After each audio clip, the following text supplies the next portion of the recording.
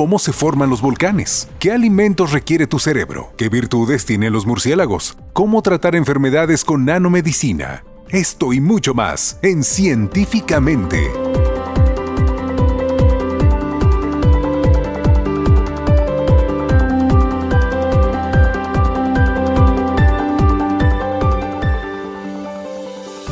¿Qué tal? Soy Julieta Espinosa y les doy la bienvenida a una emisión más de este programa y la invito a que nos acompañe en esta conversación que sostendremos con la doctora Idania Valdés Vázquez, investigadora de la Unidad Académica del Instituto de Ingeniería de la UNAM Campus Juriquilla. Doctora, ¿qué tal? Hola, ¿cómo estás, Julieta? Y con el doctor Germán Buitrón Méndez, también investigador de la Unidad Académica del Instituto de Ingeniería. Doctor. ¿Qué tal, Julieta? ¿Cómo estás? Y pues el tema es bastante interesante. Vamos a hablar acerca de las aguas residuales. Estas aguas que, conocemos como desechos antropogénicos y que, vamos a empezar con la definición. Doctor, ¿qué entendemos por aguas residuales? Pues una vez que se utiliza el agua en una casa o en una industria, sale ya utilizada, digamos, y eso se conoce como aguas residuales, lo que se genera después de utilizar el agua, ¿no? Y tiene diversos contenidos de contaminación, dependiendo del uso que se le haya dado.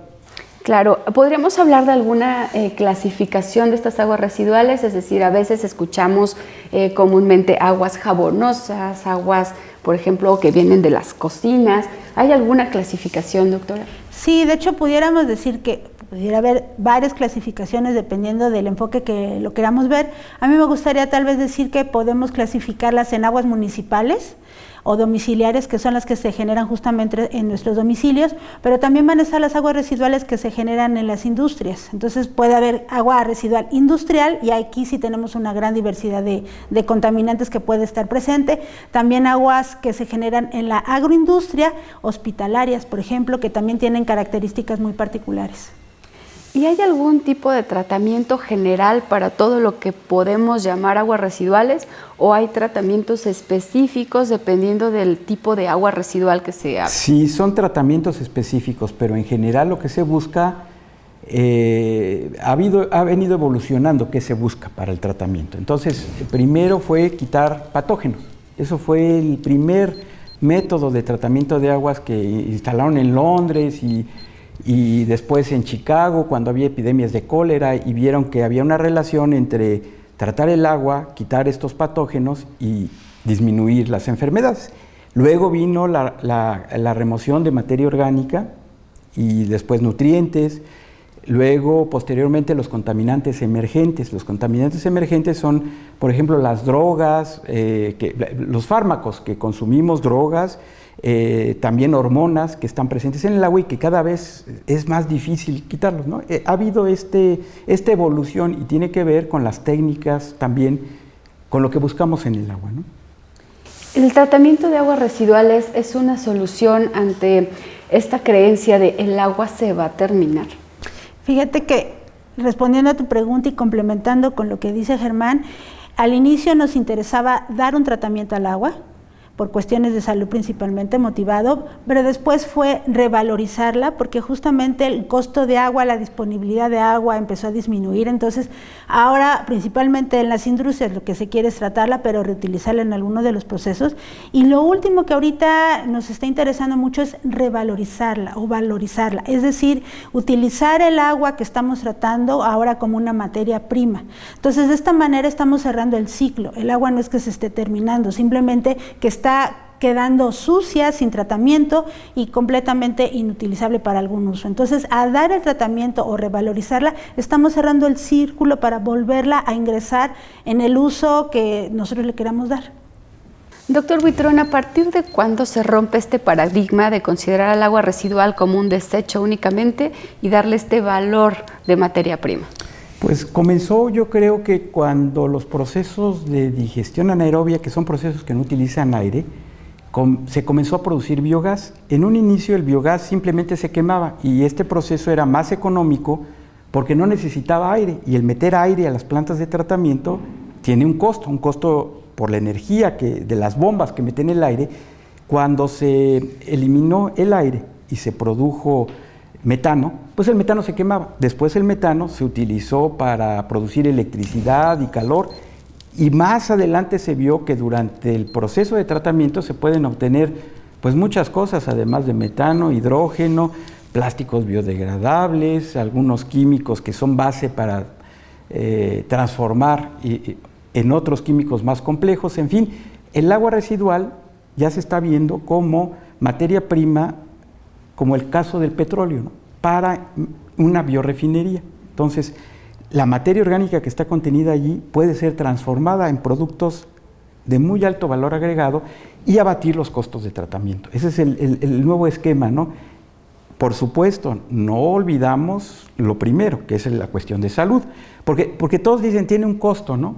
Pero el costo es muy por debajo de lo que el costo de salud y todas las implicaciones de no tratar agua después se aparecen, ¿no?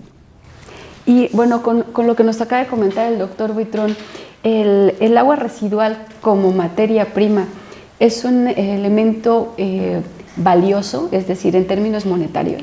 Justamente es lo que estamos trabajando. A mí me parece muy interesante cómo en unos inicios estábamos viendo las plantas de tratamiento de aguas residuales como un gasto a los municipios, al gobierno y a nosotros como sociedad.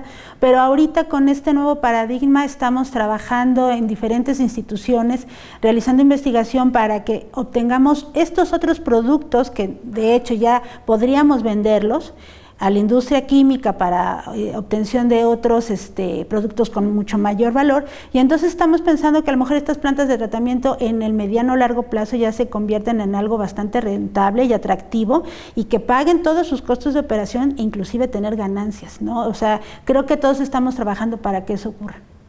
Ok, hablamos de biocombustibles gaseosos, biocombustibles líquidos, ahora habla de bioplásticos también, pero ya hablando de líquido como tal, ¿qué tan limpia queda el agua después de un tratamiento de esta naturaleza? Pues depende del cuánto se le quiere invertir, ¿no? Aquí, por ejemplo, hago un paréntesis, no hay escasez de agua. O sea, el agua no está desapareciendo del planeta, ¿no? A mí me llama la atención que se dice, hay escasez de agua. No hay escasez de agua, falta el adjetivo calificativo. Hay escasez de agua limpia. ¿Y por qué hay escasez de agua limpia? Pues porque no se está tratando.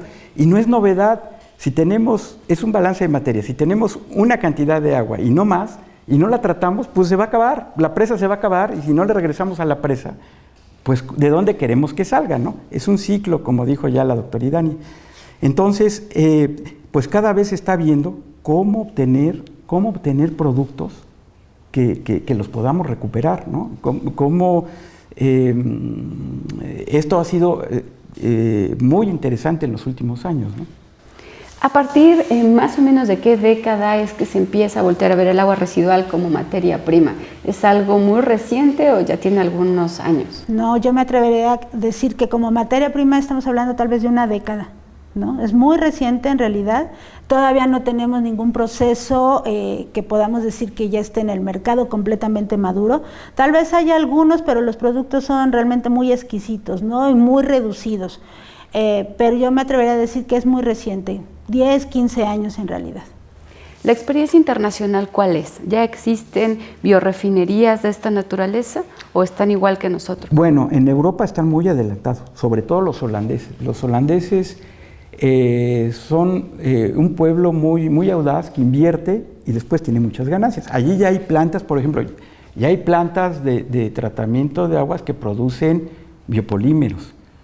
Yo acabo de visitar en España también que están, pero sí súper metidos con el negocio de obtener productos, también polímeros y con otro tipo de procesos, ¿no?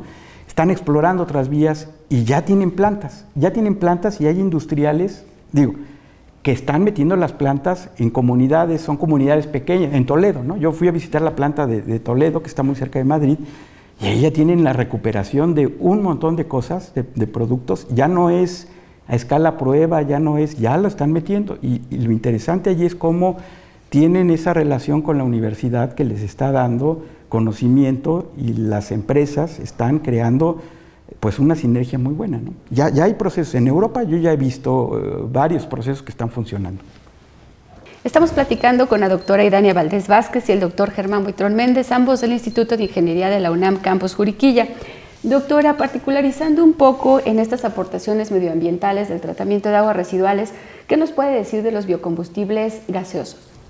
Pues mira, decir que tenemos dos tipos de biocombustibles que se pueden generar a partir del tratamiento de aguas residuales con alta carga de materia orgánica. Estamos hablando del principal, que es metano, que se encuentra contenido en esto que le llamamos biogás.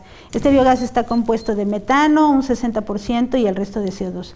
Este metano es algo muy similar a lo que de hecho nosotros tenemos en nuestras casas, el gas con el que nosotros cocinamos, ¿no? Este gas lo podemos utilizar para generar electricidad, y con esto, pues de hecho, contribuir directamente a lo que sería nuestra soberanía energética. El otro gas que nosotros podemos denominar es hidrógeno, que también se puede generar, un proceso similar al que se utiliza para producción de metano, pero el hidrógeno ha causado mucho interés también en las últimas décadas, porque solamente está formado por átomos de hidrógeno. No tiene carbono, entonces cuando quemamos el hidrógeno no tenemos emisiones contaminantes. Entonces hay toda una economía del hidrógeno que hay mucho interés en ella justamente para reducir las emisiones que estamos teniendo y llegar a una sociedad totalmente descarbonizada, ¿no? Entonces el hidrógeno, aunque en evolución tecnológica está un poco más atrás que el metano, el interés que hay en él es muchísimo más alto. ¿Y qué nos puede decir, doctor Buitrón, acerca de los biocombustibles líquidos generados a partir de este tratamiento de aguas?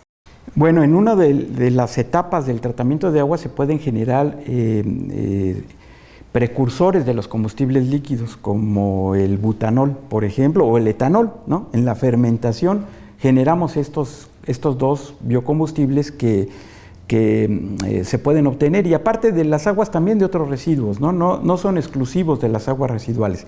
Y en general, ahorita el tema es aguas residuales, pero de cualquier residuo que contiene materia orgánica podemos obtener butanol, etanol, acetona, por ejemplo, que son solventes que ya se venían utilizando, son procesos muy conocidos desde antes de la Primera Guerra Mundial y que se buscaban. No había plantas petroquímicas, ¿no? Se buscaban con fermentación de otros materia prima, ¿no? Pero ahora se está viendo con el agua residual.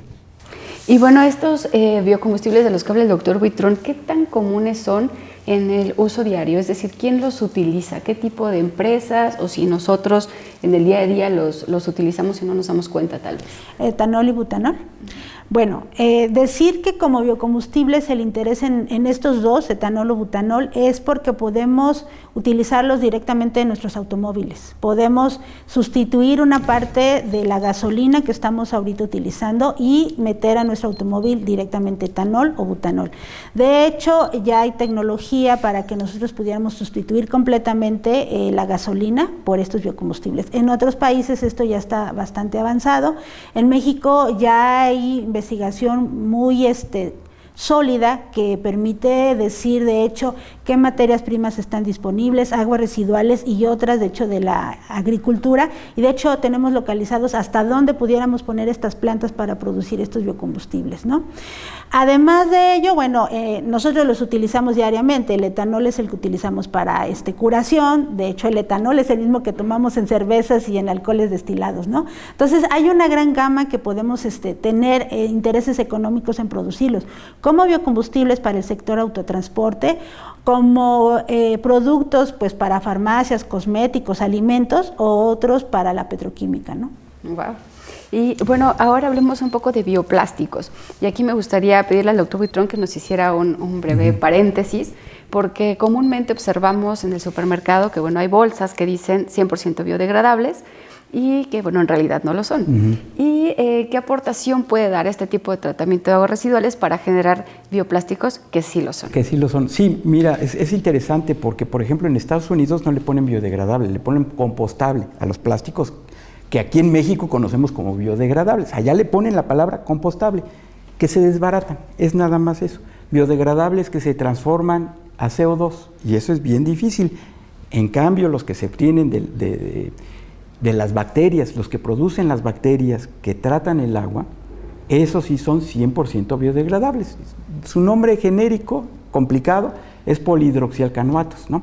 PHAs. Estos PHAs son biodegradables porque los producen las bacterias, ¿no? De hecho, es un material de reserva, los producen cuando les causamos un estrés y acumulan, como nosotros, ¿no? Cuando acumulamos la grasa, ellos acumulan los polihidroxialcanoatos y cuando ya no tienen estrés o no hay condiciones de penuria, pues lo consumen. O sea, las bacterias lo consumen. Entonces, también la investigación está en cuándo cosecharlos antes de que lo consuman, pero son totalmente biodegradables por esta razón, ¿no? Y eso sí, si se ponen, se desechan, eso sí se transforman a CO2 y agua, ¿no?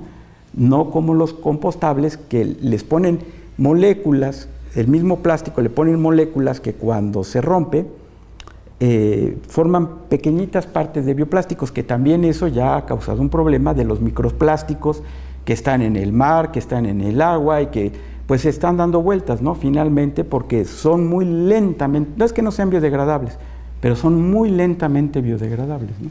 Y se están acumulando. Pues en el campus Juriquilla de la UNAM contamos con una unidad académica del Instituto de Ingeniería, justamente con un laboratorio dedicado al tratamiento de aguas residuales, donde se hace investigación de punta referente a estos temas que venimos hablando, y destaca una palabra, que es la palabra bacteria. ¿Qué hacen las bacterias o en qué se están empleando para poder aportar estos productos de valor agregado? Bueno, me gustaría decir primero que las bacterias son organismos minúsculos, que no los podemos ver a simple vista, necesitamos un microscopio para poder observarlos. Las bacterias en realidad es un ser vivo el más diverso que hay en este planeta. En nuestro cuerpo, de hecho, sabemos que un gran porcentaje, si juntáramos todas las bacterias que tenemos en nuestro cuerpo, casi tendrían el peso de nuestro cerebro. Imagínate, bacterias que están en nuestro cuerpo y no son malas. O sea, las últimas investigaciones están mostrando que, de hecho, por el tipo de bacterias que nosotros podemos tener en nuestro cuerpo, tienen influencia no solo en nuestra salud, sino en nuestro humor.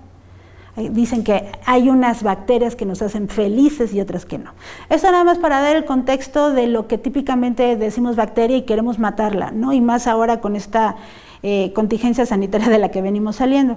Las bacterias en particular que están en las aguas sucias, nosotros las sacamos, les damos las condiciones para que crezcan y utilicen entonces toda esa suciedad que está en el agua como su alimento, la transforman en más bacterias y el agua queda limpia, ¿no? Hay una gran diversidad de bacterias y dependiendo de las condiciones de temperatura, de oxígeno, de luz que nosotros les demos, van a crecer uno u otro tipo y entonces, además de tener el agua limpia, vamos a tener toda esta gama de productos que hemos estado hablando. Es decir, las bacterias que producen los biocombustibles líquidos no son las mismas que las que producen biocombustibles gaseosos y no son las mismas que nos producen los polímeros biodegradables, ¿no? Entonces, en eso se basa la investigación que estamos haciendo justamente en la unidad de Juriquilla, identificar cuáles son estas bacterias y cómo promover su crecimiento para tener esos dos beneficios, limpiar el agua y obtener el producto que nosotros estemos buscando. Y bueno, ¿cómo se entrena a una bacteria? Es decir, la doctora nos acaba de mencionar que no se ven, necesitamos un microscopio, pero ¿cómo las entrenan para que coman lo que ustedes necesitan que coman, la cantidad, y que además generen un producto de valor agregado? Primero es una selección, o sea, las patógenas no nos interesan y no sobreviven en las condiciones que nosotros utilizamos para tratar el agua, ¿no? Se elimina la mayoría. Y esta selección buscamos que también, si fueran las bacterias simples, no nos serviría, porque el proceso requiere que se queden en el reactor, en el tanque donde las estamos utilizando. Entonces, la primera condición que buscamos es que se agrupen, ya en un proceso a escala real, ¿no? Que se agrupen, que formen agregados, gránulos o flóculos y que después se puedan separar fácilmente. Estas agrupaciones, después lo que hacemos en el proceso es optimizarlo. ¿Y en qué consiste optimizarlo? Que se aumente la velocidad, ¿sí? Que el tiempo de tratamiento disminuya, dándoles las condiciones más adecuadas del pH, de cómo los tenemos que alimentar, si los alimentamos muy rápido, si los alimentamos despacio a los microorganismos. Y todo esto ha hecho, y es donde nosotros nos enfocamos en nuestras investigaciones, en tener procesos más robustos, es decir, que cuando se utilicen en la industria no tengan variaciones y más eficientes, digamos, porque se hace más pequeño el reactor, es lo que buscamos, ¿no? Y que tenga menor consumo, para hacer el proceso más pequeño, las bombas y todo lo que está asociado, pues va a ser más pequeño y va a ser más económico, ¿no?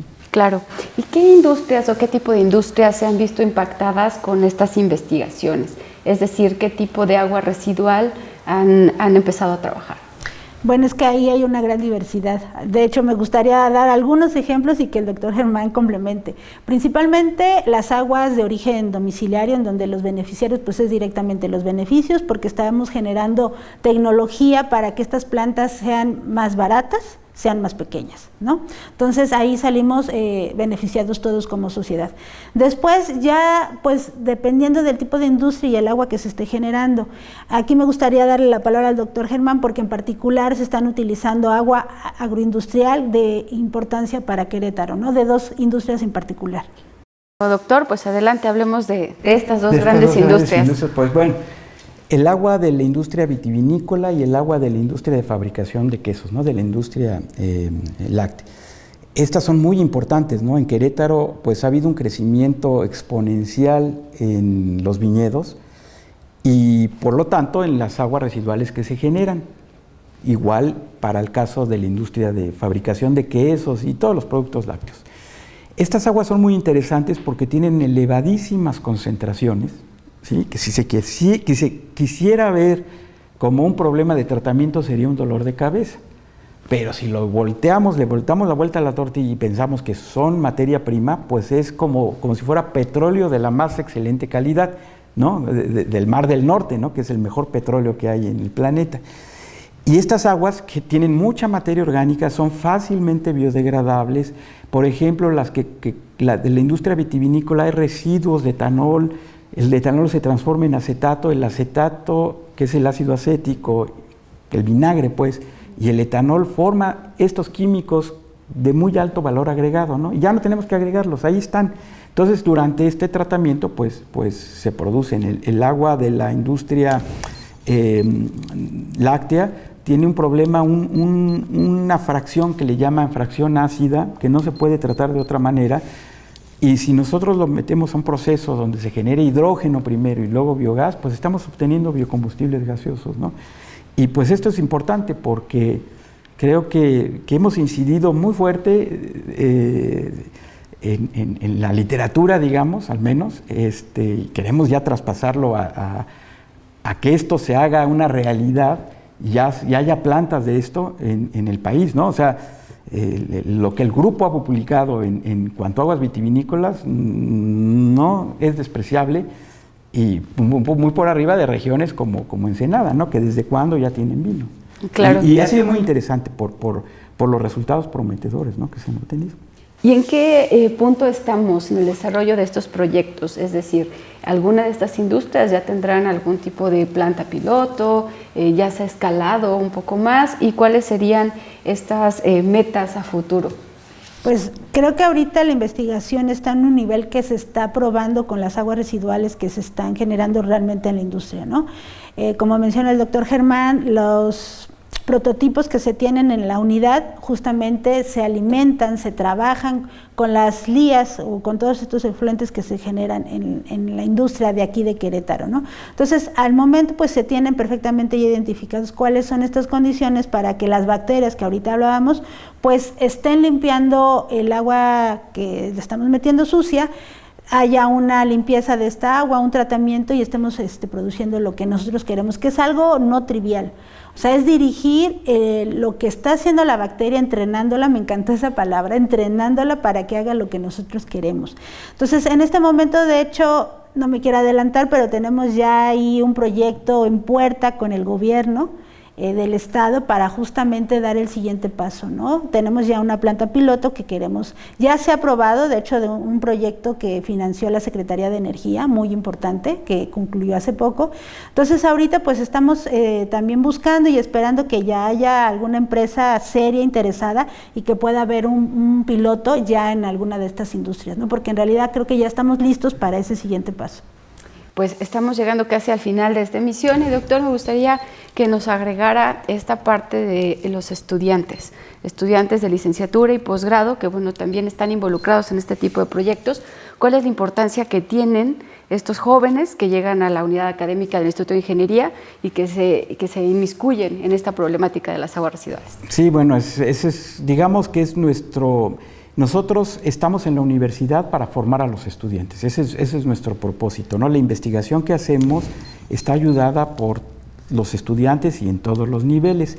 Ahora con la licenciatura en Ingeniería, en Ingeniería en Energías Renovables, pues estamos formando todavía personal ya especializado en todas estas, sobre todo en bioenergía, ¿no? En el área de bioenergía, que es nuestro fuerte en nuestro laboratorio.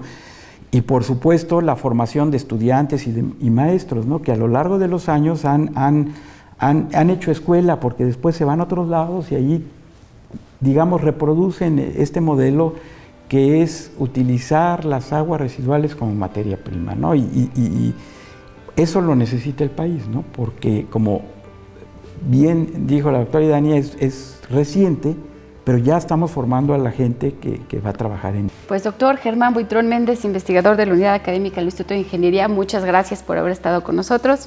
Gracias, Julieta. Y doctora Idania Valdés Vázquez, también investigadora de la Unidad del Instituto de Ingeniería aquí en Juriquilla. Muchas gracias. Gracias, Julieta, por darnos esta oportunidad. Soy Julieta Espinosa y le invito a que sintonice la próxima emisión de estas conversaciones con investigadores de la UNAM Campus Juriquilla. Hasta pronto.